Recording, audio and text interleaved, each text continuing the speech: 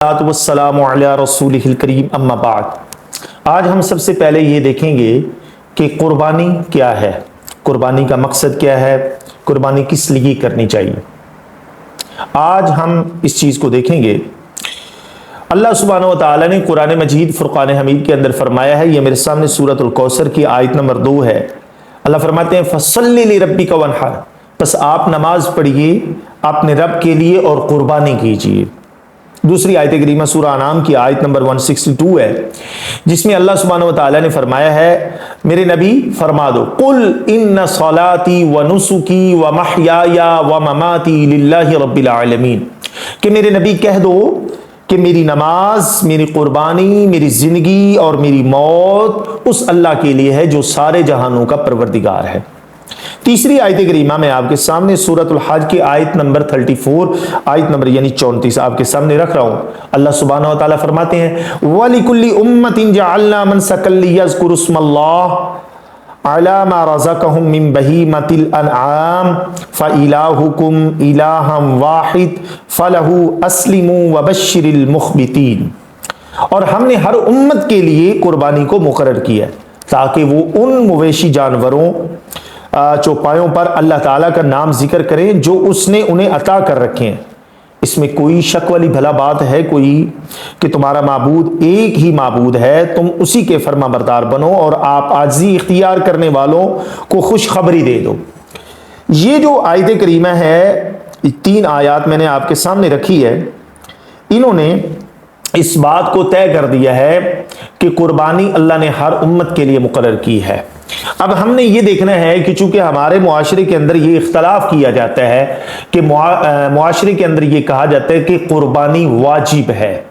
اور اس کے لیے جو حدیث دلیل بنائی جاتی ہے وہ یہ بنائی جاتی ہے، وہ لوگ کہتے ہیں کہ قربانی نبی صلی اللہ علیہ وسلم نے فرمایا کہ جس بندے کے پاس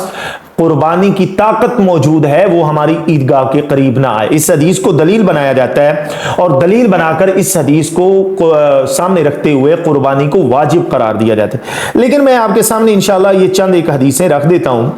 اور ہم انشاءاللہ اس مسئلے کو بخوبی سمجھ لیں گے اور بڑی آسانی کے ساتھ ہم اس مسئلے کی تہہ تک پہنچ جائیں گے۔ یہ میرے سامنے صحیح بخاری کی حدیث نمبر 5553 ہے۔ راوی اس کے سیدنا انس بن مالک رضی اللہ عنہ بیان کرتے ہیں کہ رسول اللہ صلی اللہ علیہ وسلم نے 2 مینڈوں کی قربانی فرمایا کرتے اور میں بھی 2 مینڈوں کی قربانی کرتا ہوں۔ حضرت انس رضی اللہ عنہ چونکہ نبی صلی اللہ علیہ وسلم کے خادم خاص ہے، اس حدیث میں کوئی اس طرح کے الفاظ اللہ کے رسول نے فرض، واجب وغیرہ کے الفاظ بیان نہیں کیے۔ اور آئیے ایک اور حدیث ہے میں آپ کے سامنے رکھ دیتا ہوں۔ نبی صلی اللہ علیہ وسلم کے صحابی حضرت عبداللہ بن عمر رضی اللہ عنہ بیان کرتے ہیں کہ نبی صلی اللہ علیہ وسلم مدینہ میں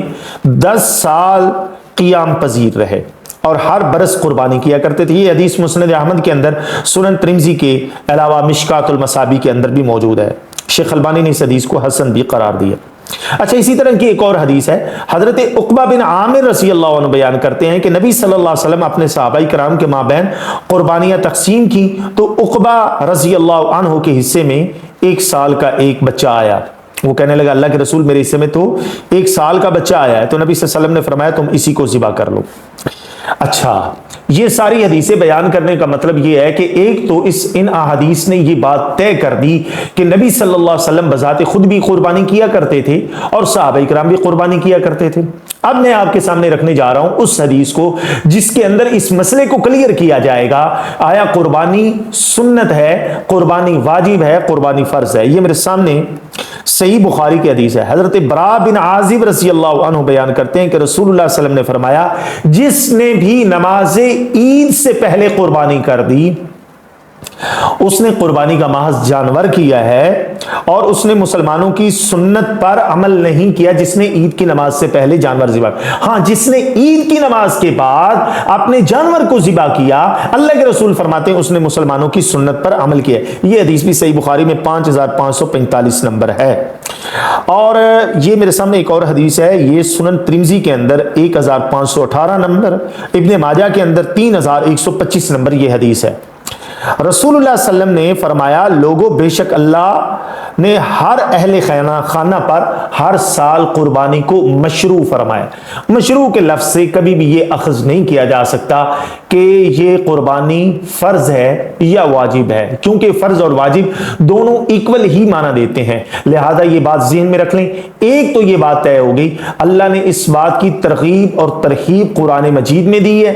فرمایا ہے کہ فصلی لربک وانحر، پھر فرمایا وَلِكُلِّ أُمَّةٍ جَعَلْنَا مِنْهُمْ، کہ آپ سے پہلے جتنی بھی امتیں گزری ہیں ان سب کے لیے اللہ سبحانہ وتعالی نے قربانی کو مقرر کیا ہے۔ نبی صلی اللہ علیہ وسلم کو اسپیسیفک اللہ سبحانہ وتعالی نے قربانی کرنے کی تعلیم اور تلقین فرمائی ہے، اور نبی صلی اللہ علیہ وسلم نے آگے صحابہ کرام کو تعلیم اور تلقین فرمائی ہے، اور صحابہ کرام نے امت کو آگے بات بتائی، اور اللہ کے رسول بذات خود بھی قربانی کرتے۔ اور برا بن عازب رضی اللہ عنہ والی جو حدیث میں نے آپ کے سامنے صحیح بخاری سے پیش کی ہے، اس کے اندر بیسیکلی ہوا یہ تھا کہ نبی صلی اللہ علیہ وسلم کے صحابی نے عید کی نماز پڑھنے سے پہلے قربانی ذبح کر دی تھی، اور اللہ کے محبوب پیغمبر علیہ الصلوۃ والسلام نے ان کو یہ تعلیم دی کہ آپ نے مسلمانوں کی سنت پر تو عمل نہیں کیا، لہذا مسلمانوں کی سنت پر عمل کرنے کے لیے ضروری ہے کہ عید کی نماز پڑھنے کے بعد قربانی کی جائے گی، لہذا یہ بات ذہن نشین کر لی جائے کہ عید کی نماز پڑھنے سے پہلے بھی قربانی کرنا جائز نہیں ہے، اور جس نے پہلے قربانی کر لی اس کی قربانی نہیں ہوئی، اس کو دوبارہ پھر قربانی کرنی پڑے گی۔